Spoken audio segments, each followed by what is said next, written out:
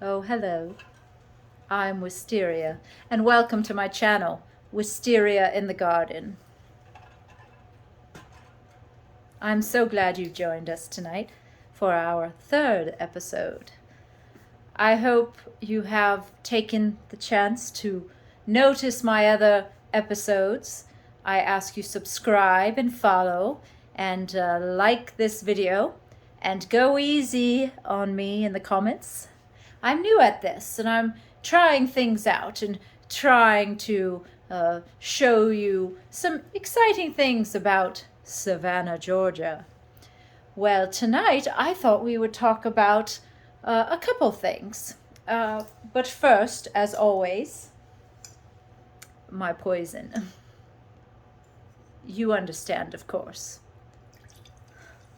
Sorry. Others like libations. I like Coca-Cola. One moment. Oh, so wonderful. Do you see this lovely statue behind me? That is from a beautiful cemetery called Bonaventure Cemetery. It is called the Bird Girl statue. Now, the actual statue is currently in the Jepson Museum, and it is quite large. And why is it in the museum and not actually in the cemetery? Well, because of this little book. There she is right there. So this book, The Midnight in the Garden of Good and Evil. This book was written, and the movie comes out and makes Savannah very famous. The movie starred John Cusack and was directed by Clint Eastwood and had local Savanians in it telling their tales, and everyone was just fascinated by it. So I encourage you, if you have not been to Savannah, to come see us. If you have not seen this movie, I encourage you to see it or read the book. But I just thought that would be nice to have her watching over us in the background. Now, the statue itself was in the cemetery, the Bonaventure Cemetery. And because it is Halloween, I would like this month to go visit that cemetery and film some episodes walking around out there with you. And I think you would enjoy that.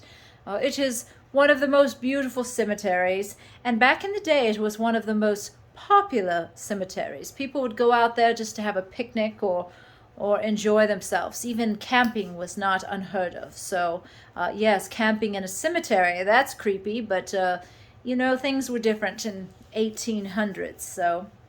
But just a couple things today. We were talking about spirits on our last episode and how interesting history can be when we're trying to discover where this spirit came from. Well, I had the idea to talk about some little trinkets that come from our era back then.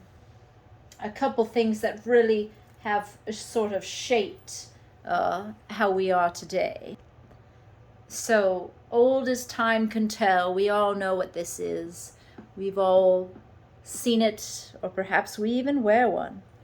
Well, imagine when there is a superstition about Nosferatu, the undead, Dracula. Vlad the Impaler was believed to be the undead, and in many cultures, Romania, Transylvania, Hungary, maybe other places, they had a belief that the undead might walk amongst us. It was a good policy to wear a small cross upon yourself, and you might be blessed or protected. I find it just beautiful anyways. I love crosses and own several. Now, of course, we crossed the sea, and now we are into the maritime history with the sailors.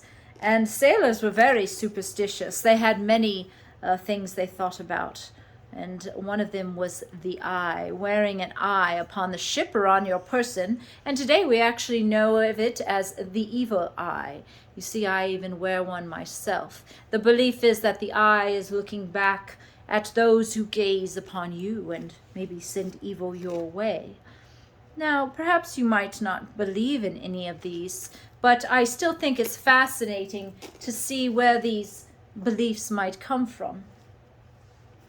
Now, there was a popular toy back in the Victorian times for the children, and they called them little bath dolls. So I wanted to show you this. I actually have one. This is a real one, my friend. Can you see it? She has no arms. There she is. But my friend who I mentioned in another episode, he digs in the privies. He actually found these, and my artist friend made a beautiful necklace out of it. I mean, isn't that stunning? But how amazing is it to wear this small bath doll on your person now? But back in the day, this delighted some children. This brought them so much enjoyment. Now, you have probably heard of them being called frozen Charlotte dolls. And this story actually reappeared in 1940s.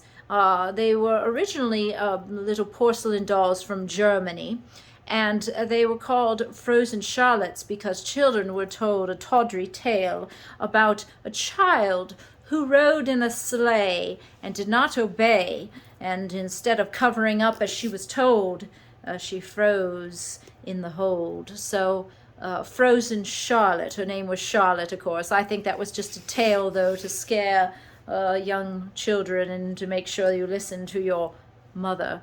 But later on, there was also talk in the Victorian era that these dolls were actually put in a little cup of tea, and a lady might be sipping and not know who had the doll, and delight would come when they found the person who had the doll in their tea, and they had to recite the frozen Charlotte little poem.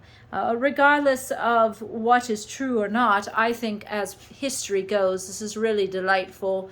And imagine the child who really enjoyed this. And now we could wear it ourselves and enjoy it once again. So just something to think about. So one other item I wanted to show you is from my own collection. It's not necessarily historic, but it's important to me. On my second visit to New Orleans, I went to a vampire shop. We're all into vampires. And this lady said, I have a vampire detecting necklace. And I thought, okay, I shall indulge. What is it? And she showed me. It's absolutely precious.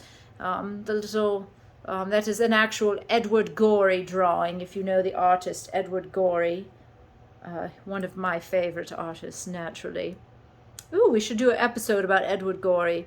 But on the flip side, there's a little mirror. There you go. And you can see that would be a great little item. But think about it, in 100 or 200 years, someone will find this and say, how interesting that this necklace should have a mirror on one side. Oh, they probably were maybe checking their eye or the makeup. But the idea was it would detect vampires. Of course, we're in modern times and it's nonsense, but who knows who will find this, and who knows, like the frozen Charlotte, what they believed in back then. So history is interesting like that. Every 200 years or so, things we look back and wonder, why did we do those things? It's the same thing with expressions.